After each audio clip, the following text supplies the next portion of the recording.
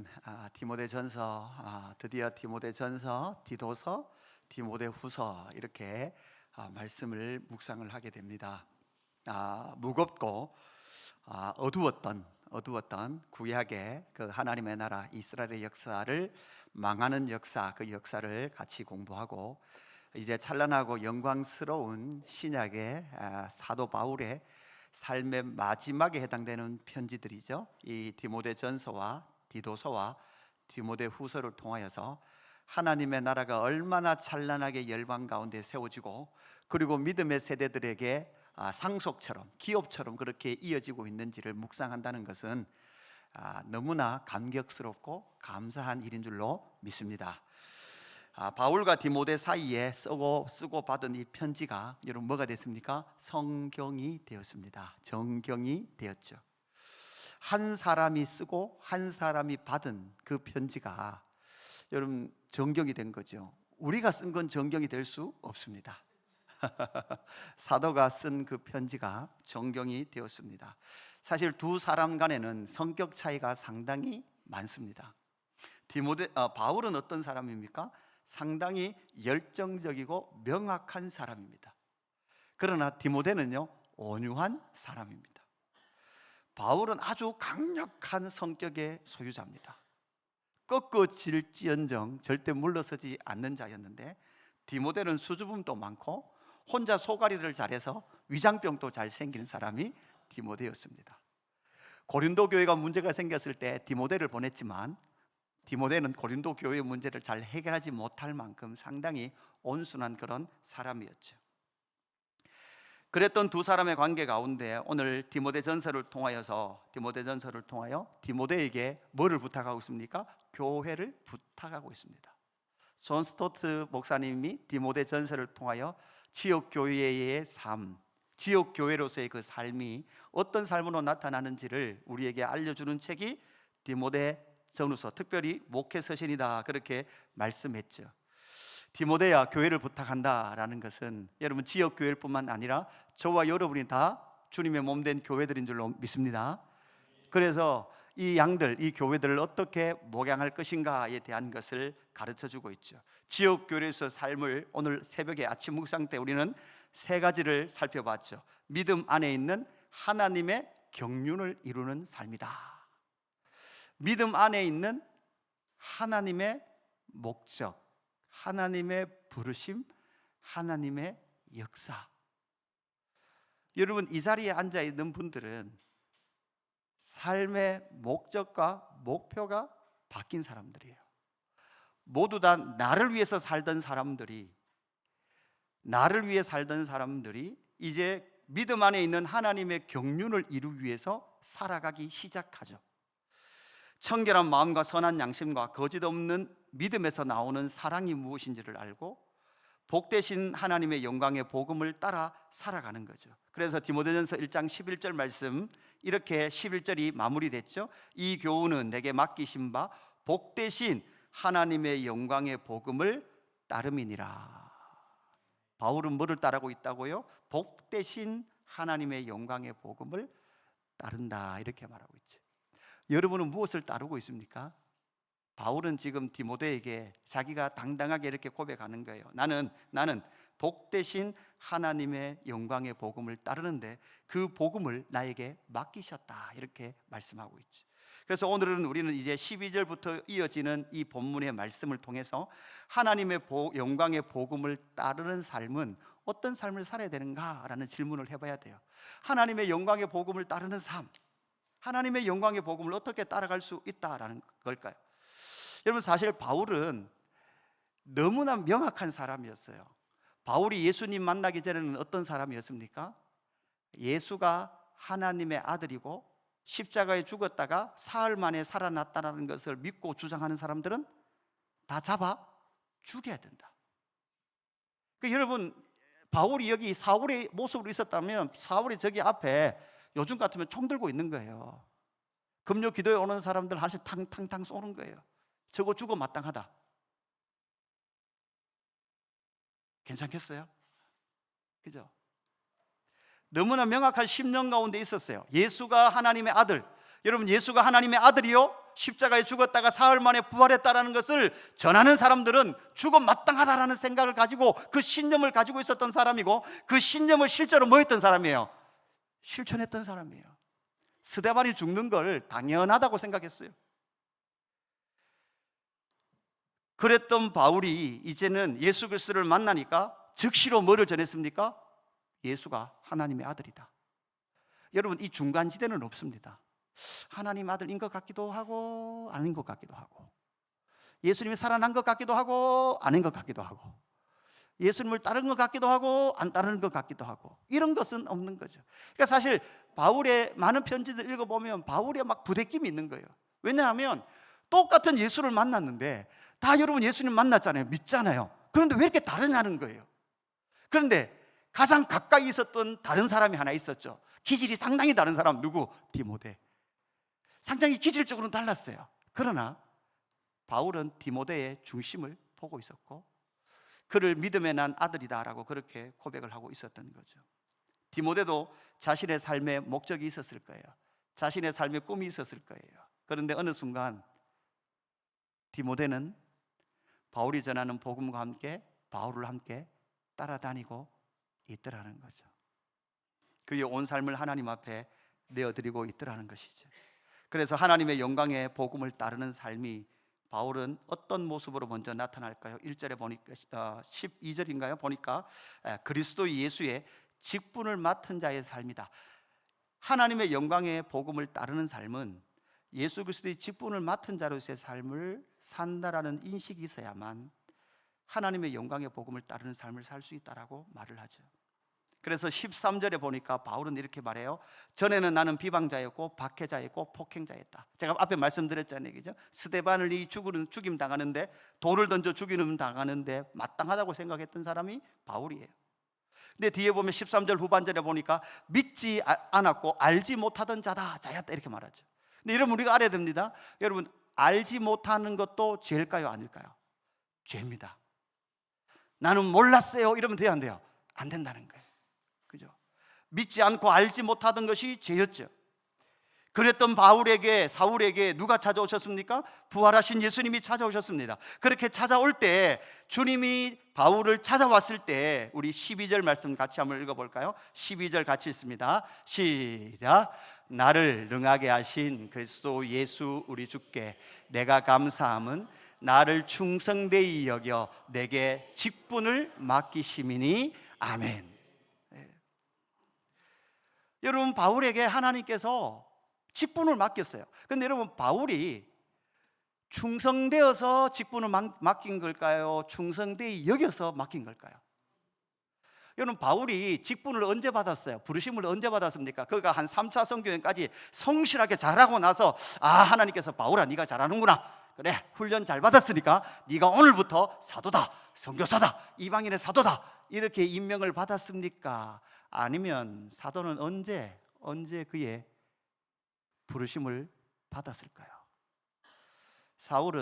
바울은 사도행전 9장 15절에 분명히 예수를 처음 만나는 그 순간에 다메섹의 바울의 회심의 증인이었던 아나니아에게 바로 이렇게 말씀합니다. 주께서 이르시되 가라, 이 사람은 내 이름을 이방인과 임금들과 이스라엘 자손들에게 전하기 위하여 택한 나의 그릇이라.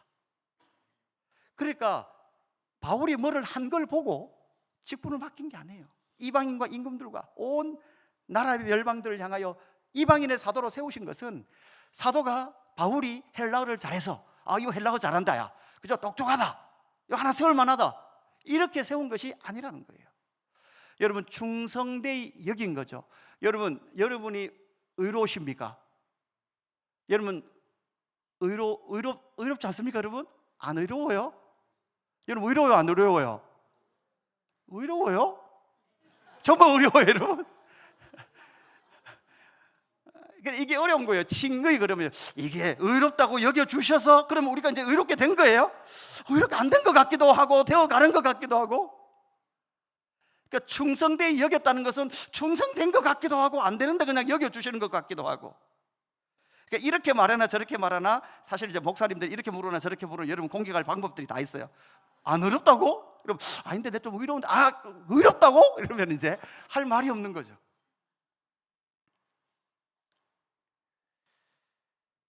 여러분 여기에서 우리가 잘 알듯이 직분이라는 이 단어가 우리는 교회의 어떠한 목사, 장로, 집사, 권사 이러한 직분을 말하는 단어들로 이해하지만 사실 이 단어의 원어의 원뜻은 종이에요.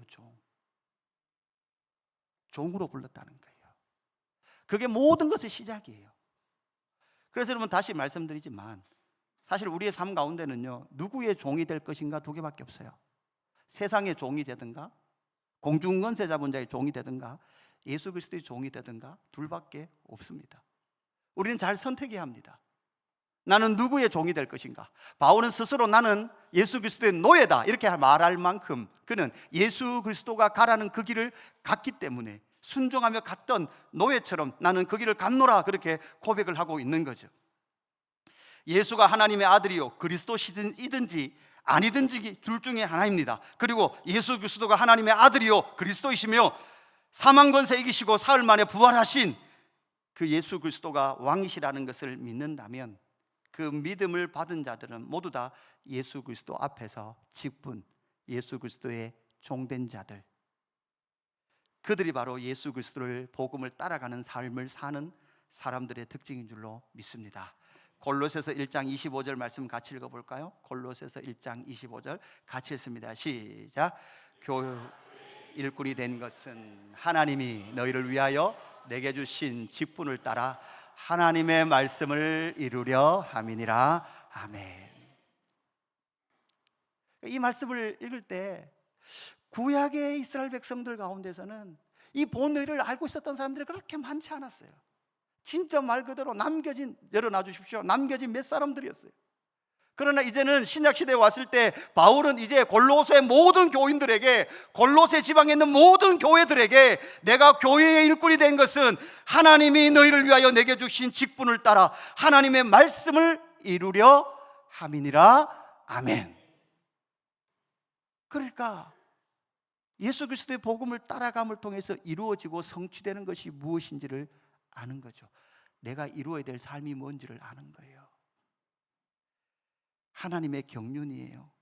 하나님의 계획이에요. 하나님의 말씀을 이루는 거예요. 이것이 바로 주님께서 우리 가운데 예수 그리스도의 복음에 이끌리는 삶, 순종하며 따라오는 그 삶을 살 때 바로 이 삶은 그리스도 예수의 직분을 맡은 자의 삶으로 나타납니다. 이곳 가운데요, 맞지 않은 사람은 아무도 없어요. 사실은. 왜냐하면 다 종이기 때문에 그래요. 그리고 그 종들은 뭐합니까? 종은 여러분 원래는 업무를 선택할 수 있어요, 없어요? 없습니다. 업무 선택이 안 돼요. 그죠? 이러면 또 이제 제가 이렇게 이제 적용하는 거죠. 이제 올 연말에 종인 여러분들을 제가 마음대로 이렇게 필요한 데 갖다 넣겠습니다. 이러면 여러분이 아멘 이렇게 해야 되는데 뭔가 속이 좀 불편할 거예요. 그죠?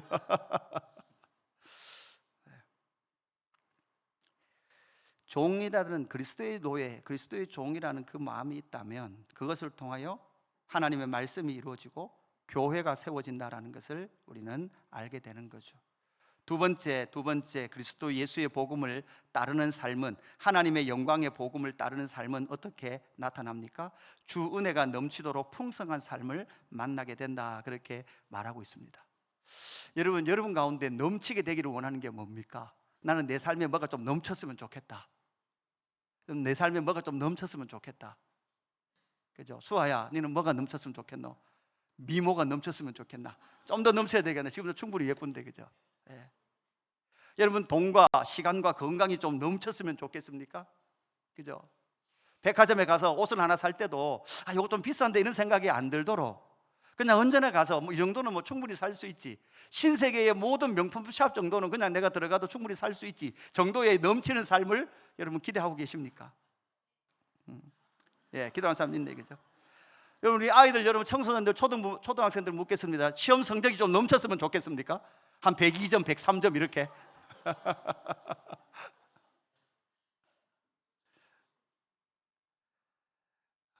외모가 좀 넘쳤으면 좋을까?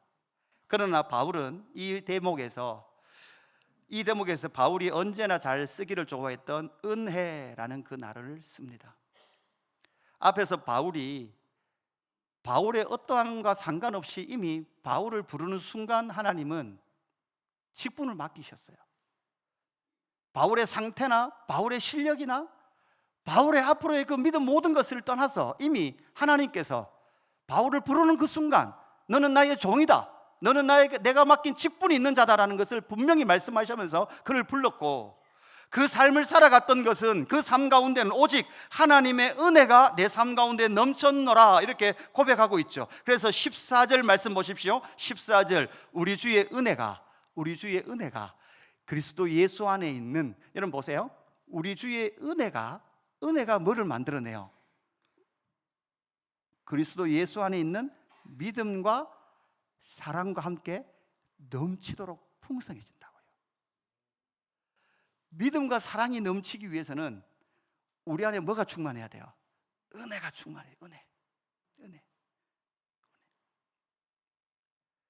계산적이고 현실적이고 오늘만 살아가는, 오늘이 마지막인 것처럼 오늘의 모든 삶을 계산적으로 살아가고 있는 우리의 삶 가운데, 아니 자신의 옛사람의 삶 가운데, 그것은 결코 하나님의 풍성한 삶이 아니다.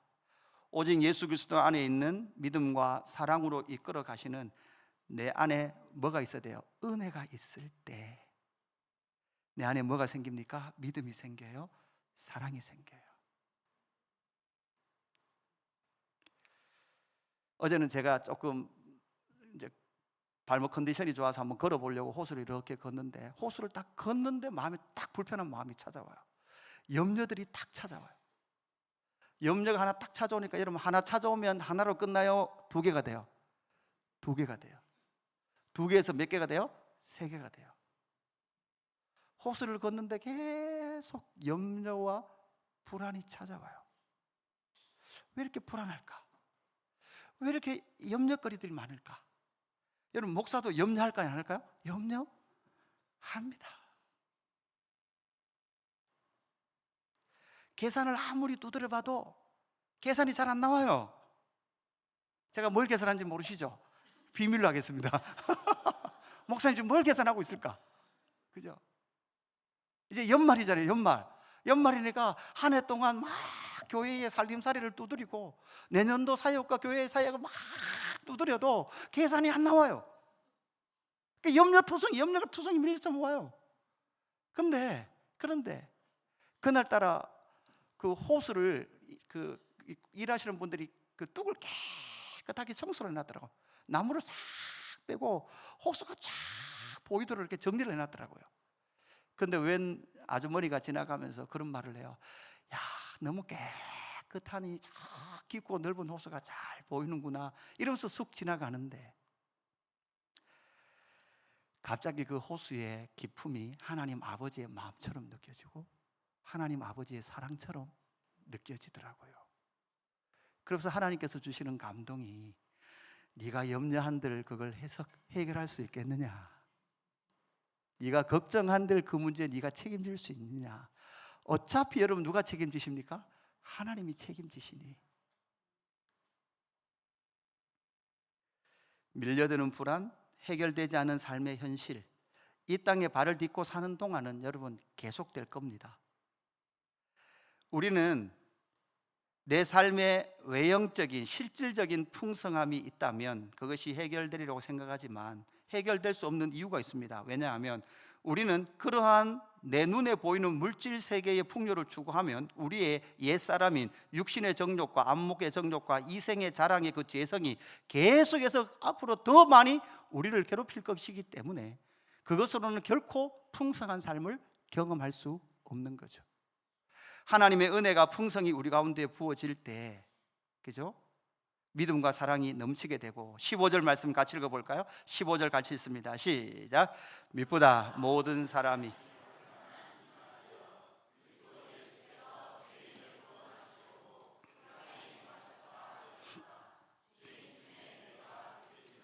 아멘. 그죠? 그러니까 끊임없이 그런 육신의 정욕과 안목의 정욕과 이생의 자랑에 매여 살아갔던 그 죄인을 구원하시기 위하여 주님은 이 땅 가운데 오셨다. 그리고 바울은 죄인 중에 내가 개순이라 이렇게 고백을 하고 있는 거죠. 여러분, 사실 이 말은 바울의 자기 간증입니다. 여러분, 사실 오늘부터 뭐가 시작됐습니까?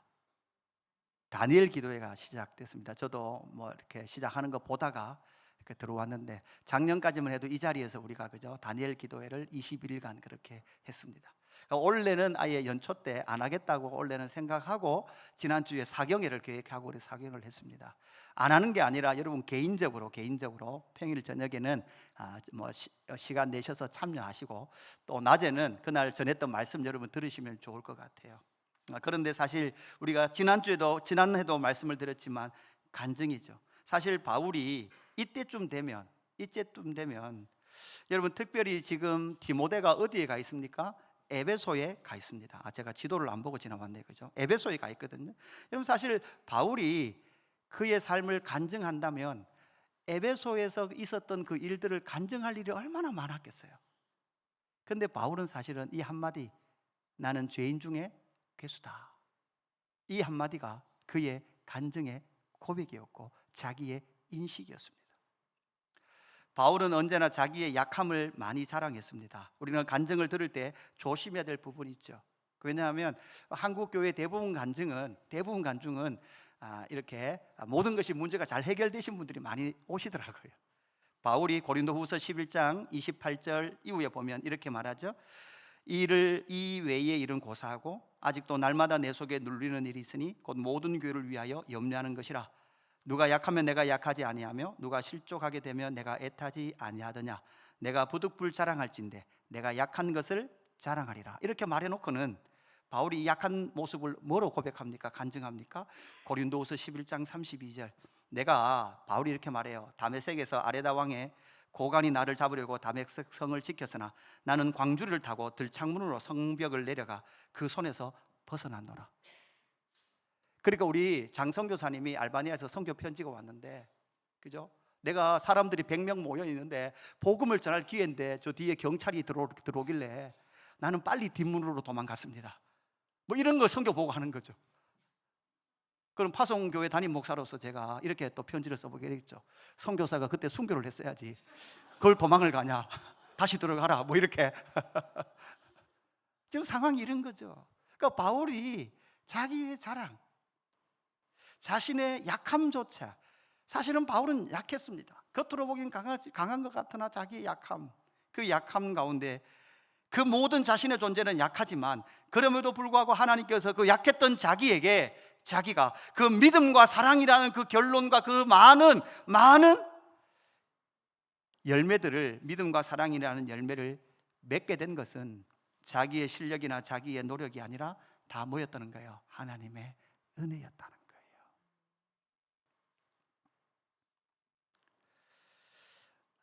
그래도 조심해야 됩니다. 여러분, 제가 이렇게 잘생긴 건 다 하나님의 은혜입니다. 그죠? 뭐 이러면 뭔가 이렇게 약간 느낌이 이상해요. 그죠?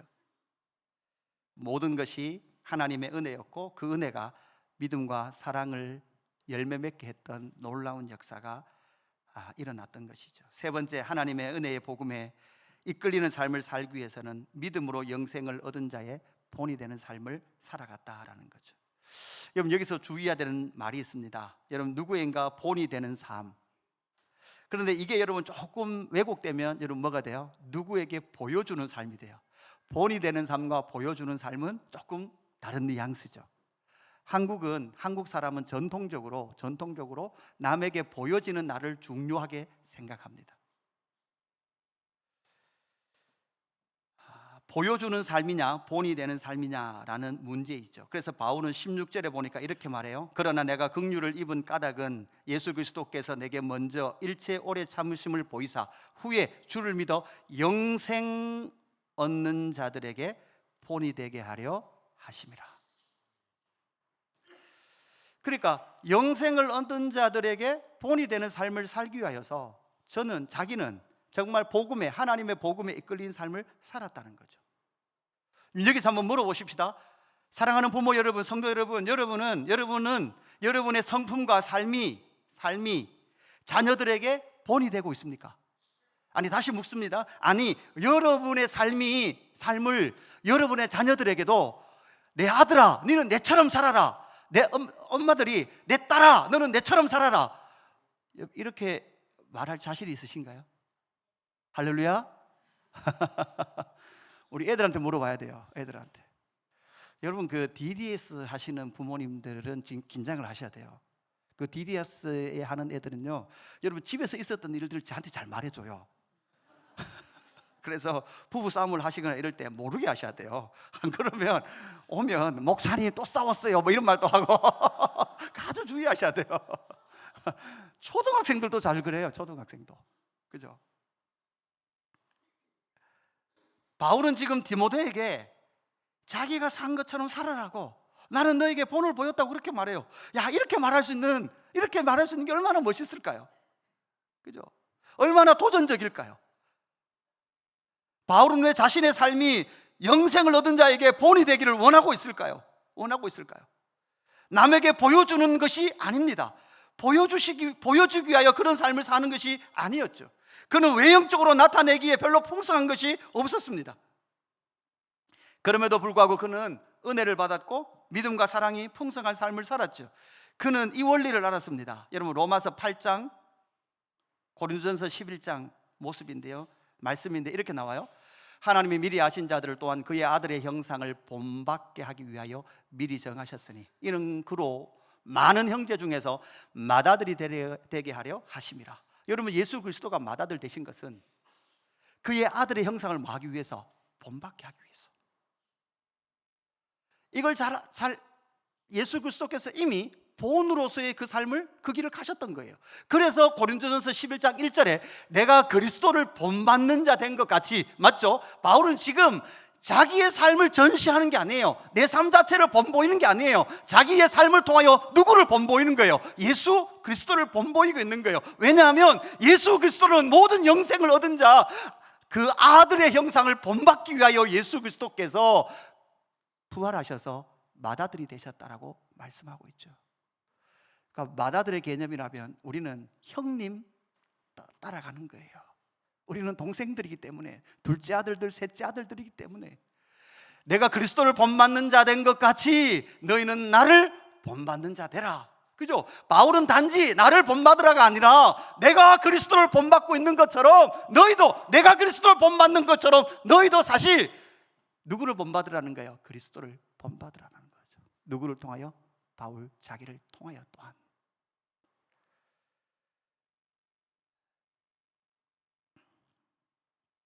그래서 바울은 고린도전서 9장 19절에 내가 모든 사람에게 자유로우나 스스로 모든 사람에게 종이 된 것은, 바울은 스스로 뭐가 됐어요?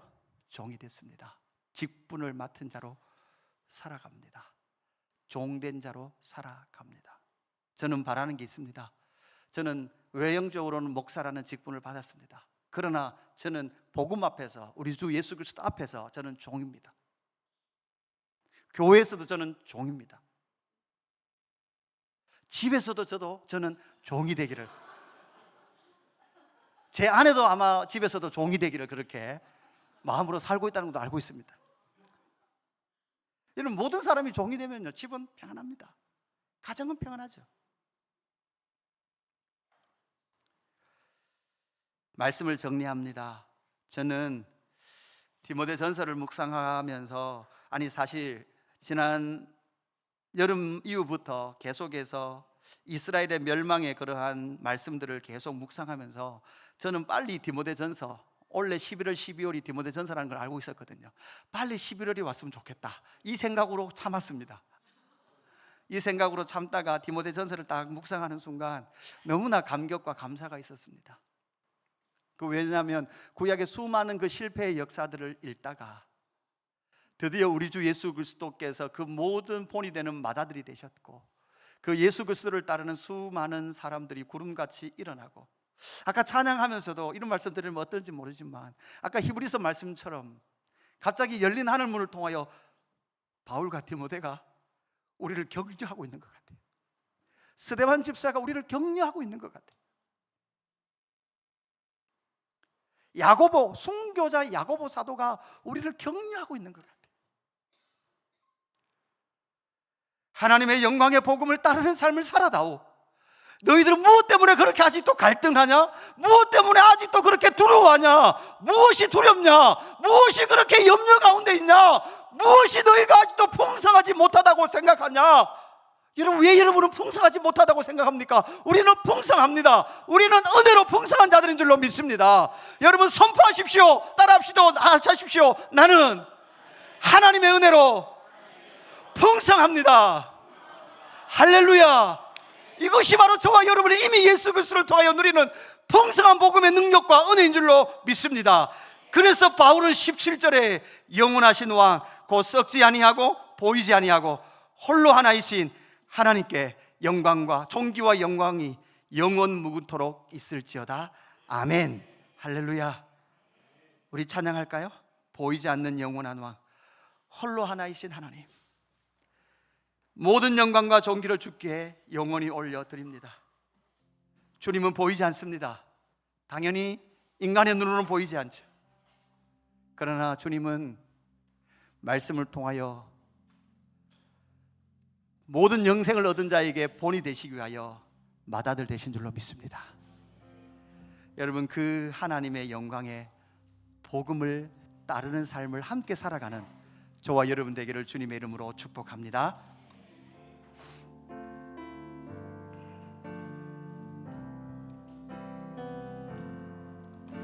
보이지 않는 영원한 왕, 홀로 하나이신 하나님, 모든 영광과 존귀를 주께 영원히. 보이지 않는 영원한 왕, 홀로 하나이신 하나님, 모든 영광과 존귀를 주께 영원. 우리 다시 한 번 더 고백할까요? 보이지 않는 영원한 왕, 보이지 않는 영원한 왕, 홀로 하나이신 하나님, 모든 영광과 존귀를 주께 영원히. 보이지 않는 영원한 왕, 홀로 하나이신 하나님, 모든 영광과 존귀를 주께 영원히. 영광과 존귀를 오직 주님께 올려드립니다. 영광과 존귀 영원히, 영광과 존귀 영원히, 영광과 존귀 영원히. 아멘. 영광과 존귀 영원히, 영광과 존귀 영원히, 영광과 존귀 영원. 우리 다시 한 번 더 고백할까요? 영광과 존귀 영원히, 영광과 존귀 영원히, 영광과 존귀 영원히, 영광과 존귀 영원히. 아멘. 영광과 존귀 영원히, 영광과 존귀 영원히, 영광과 존귀 영원히. 아멘. 보이지 않는 영원한 왕, 보이지 않는 영원한 왕, 홀로 하나이신 하나님, 모든 영광과 존귀를 주께 영원히.